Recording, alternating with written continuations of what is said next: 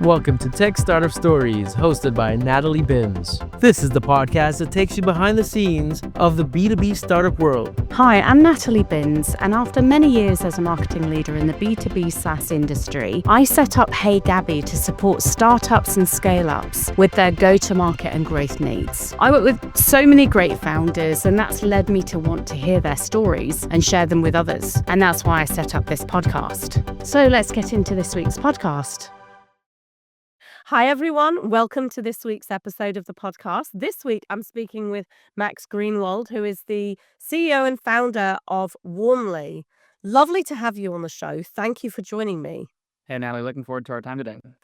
It's going to be an interesting chat, but I've been watching Warmly for a little while, stalking you guys on LinkedIn, and I do feel like you're probably everywhere these days. So things are obviously going well. Tell me a little bit more about the business and what you guys do.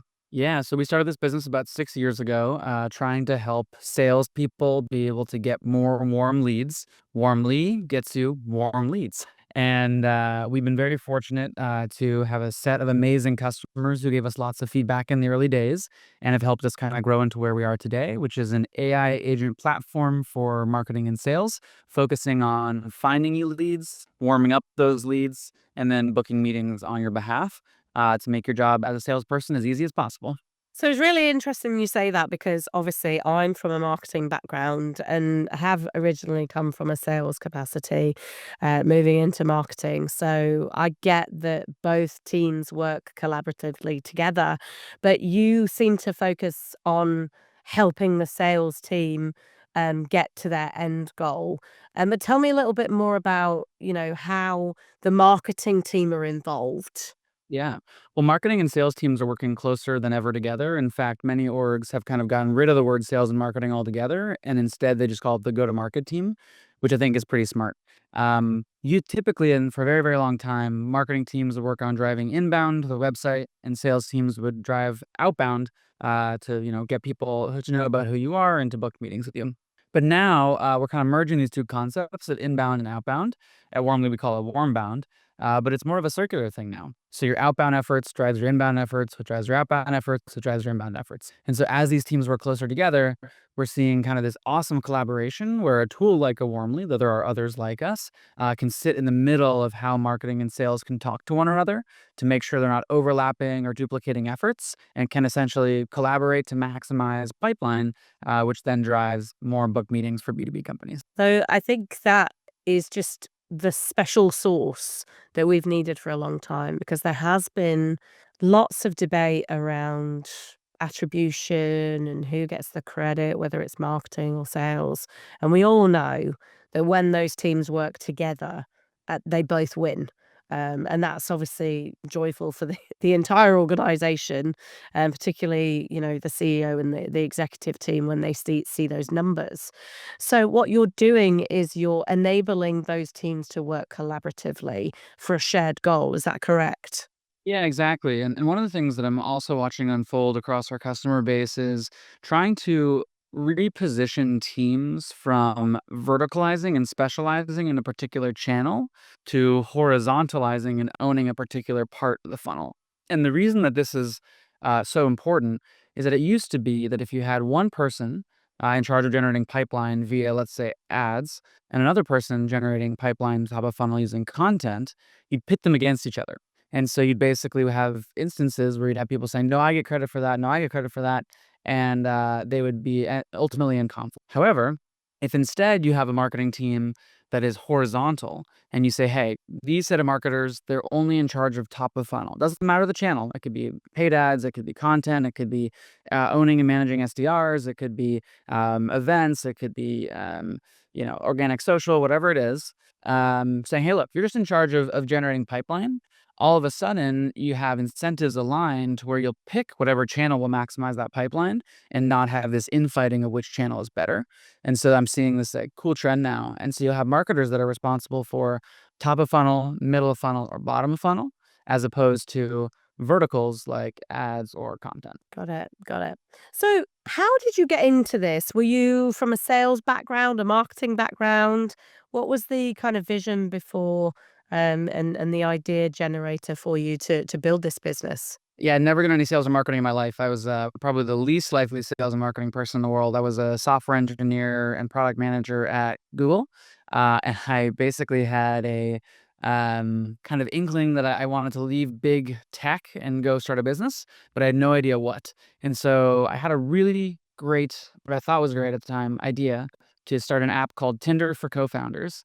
And the idea was basically I wanted to find someone to start a business with. So I wanted a swipey app to try to find someone to start a business with. It was a terrible idea, but when I left to go start it, I sucked at sales and marketing. Nobody wanted to use this thing. Nobody wanted to download it. Nobody wanted to pay me. And I was like, man, sales and marketing is so hard. I've never done it before. And so I said, wait a minute, could I basically build software to help me be better at sales and marketing? And that sort of catalyzed and kicked off our journey. That's led us to where we are today. That's incredible. And it's funny because I've spoken to so many founders on this podcast where they've talked about finding a co-founder being like a dating exercise and, obviously creating that relationship and finding the right person. So it's funny that you started out trying to create that kind of Tinder app that didn't quite work in the end. So with that journey, you come from that technical background, you have a technical mindset and a product mindset. You decided to go and build something that would help sales and marketing people.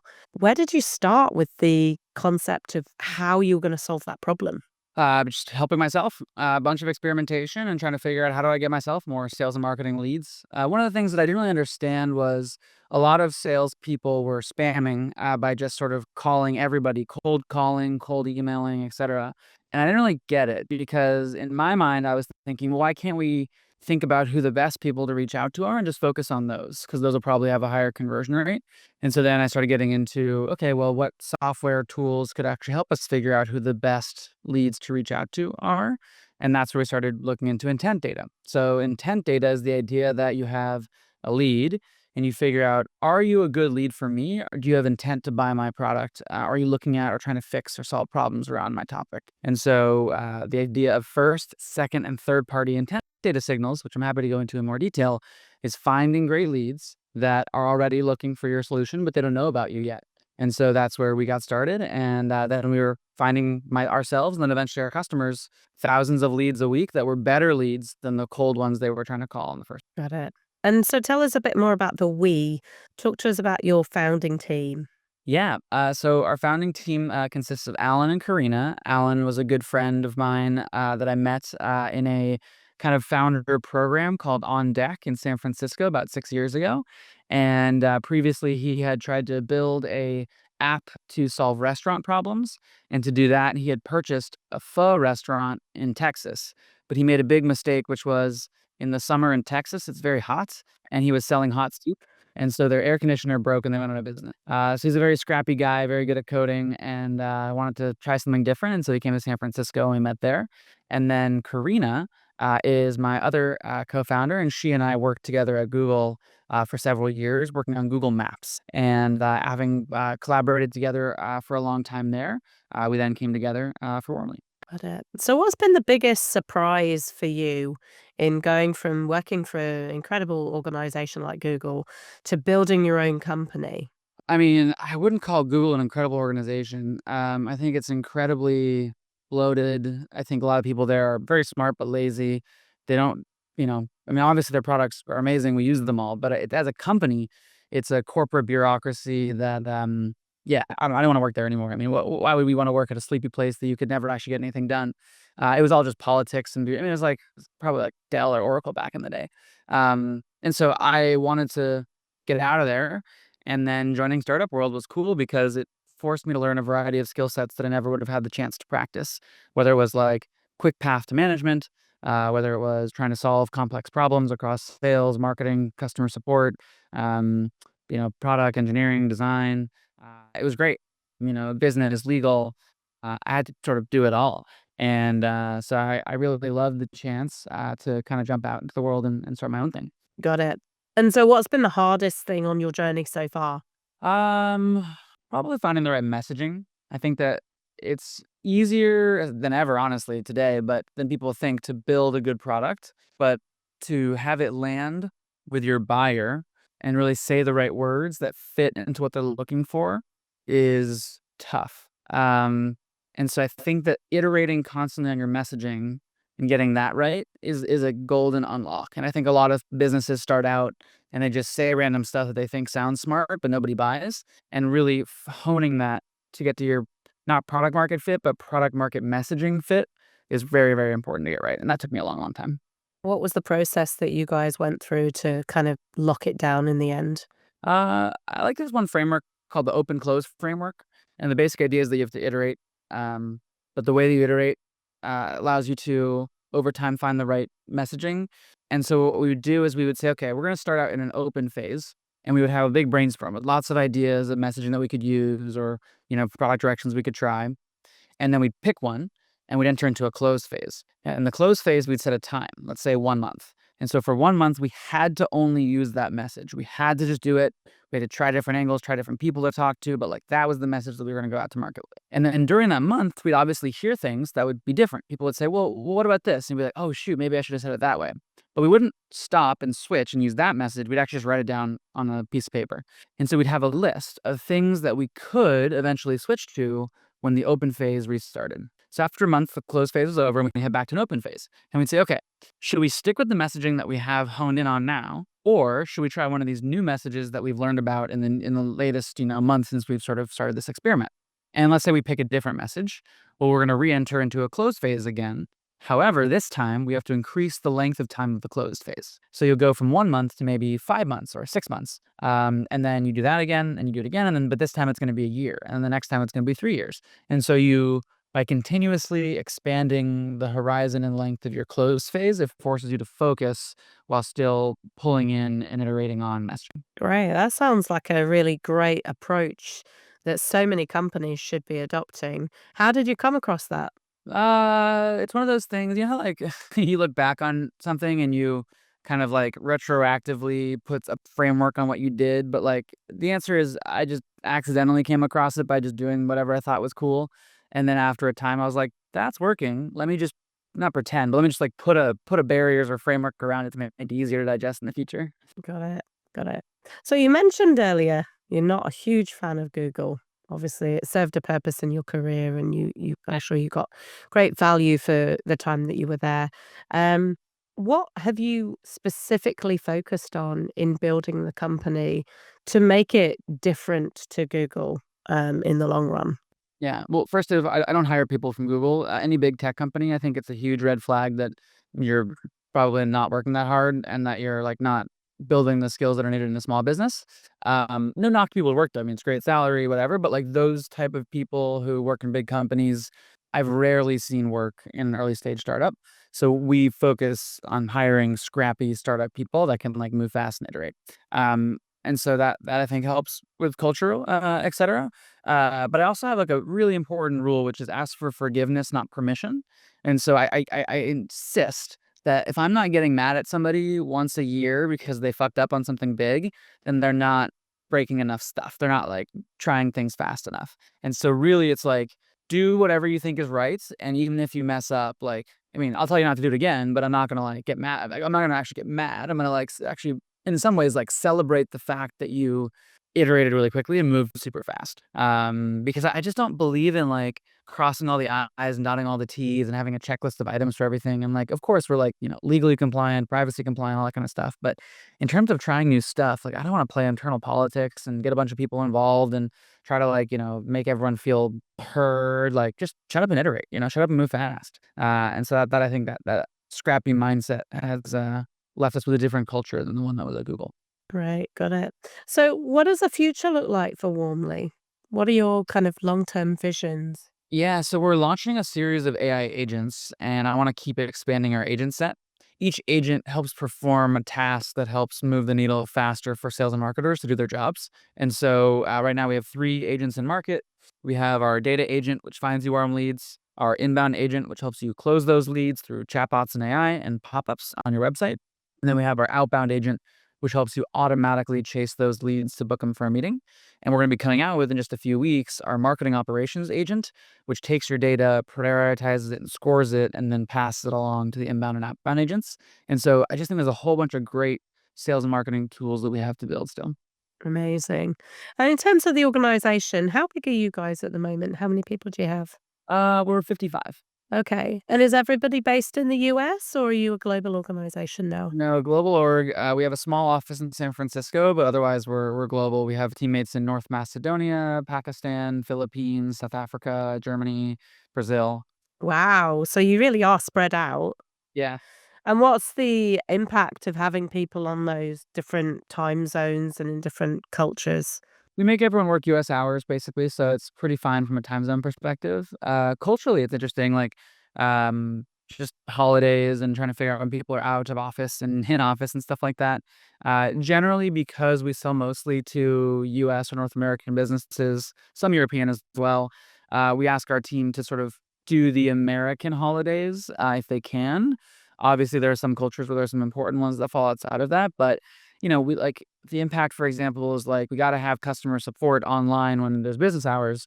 But if it's a, you know, Pakistani or North Macedonian holiday, we need to have somebody on call to be able to answer stuff. And so they got to, figure out how to like take turns and stuff like that. But they're really reasonable. And we set those expectations before they join to make sure they're comfortable with that. Mm. So you mentioned that you're really mainly focusing on North American businesses in terms of your customer base. Is there a specific industry that you go after? What's been your best kind of use cases or ideal customer profile that you tackle? Yeah. We mostly focus on companies that are about 50 to 250, sometimes 500 in size. We're looking to talk mostly to demand generation folks that basically sit at the intersection of sales and marketing. And in terms of industry, we're pretty agnostic. It just has to be B2B. But like manufacturing, logistics, financial services, software services, all in the realm of being able to use our product. And have you found that there's been some that bubble up to be like the best fit for you guys, or is it more broad in terms of the fit for the product? We've only been in the market for a couple of years, so I think there's actually still a big exercise underway to figure out who is the best customers as we start to get renewal data in and figure out who's like gotten the most ROI. So I think we'll refine that over time. Got it. Great. So for those people that are listening to the podcast, perhaps, in a Google environment or, in a developer position and dreaming of building their own startup, what advice would you give to those individuals? Get the fuck out and just try it. Okay. Anything else? Yeah, I think the riskiest thing you can do is waste your life. And while a lot of people are trying to maximize near-term cash, obviously, like if you have a financial reason, mortgage, kids, whatever, to like need to have steady income, fine. But I mean, especially if you're in a life partnership with another person, having one person focus on steady income to feed or focus in the family, while another person is making big bets at sort of outsized returns or outcomes.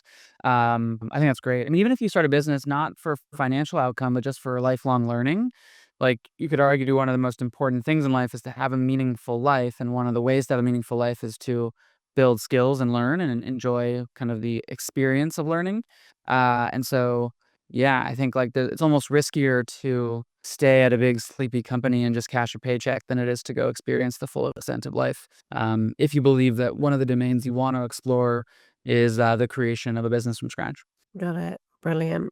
And outside of the business, what do you like to do in your spare time? I pretty much mostly work on my business, but I love to ski. I grew up in Colorado, so I actually spent a month in France this past winter skiing. And what was great there, time zone wise, because we work US hours, is I could ski every morning, and then I would be able to work from like noon to midnight, and then sleep, and then do it all again.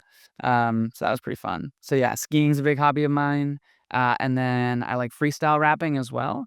So my friends and I will try to freestyle just to like keep the mind creative and come up with new ways to like say different words. I'm sure that you do that a lot in company all hands, or at least I probably hope that you do it.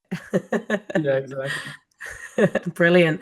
Listen, Max, it's been an absolute pleasure having you on the podcast. Thank you so much for your time.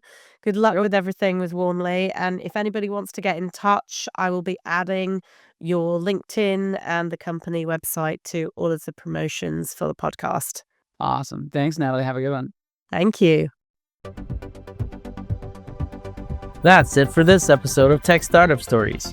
Have a story you'd like us to share or a topic you'd want to cover? Reach out and we'd love to hear from you. Until next time, take care.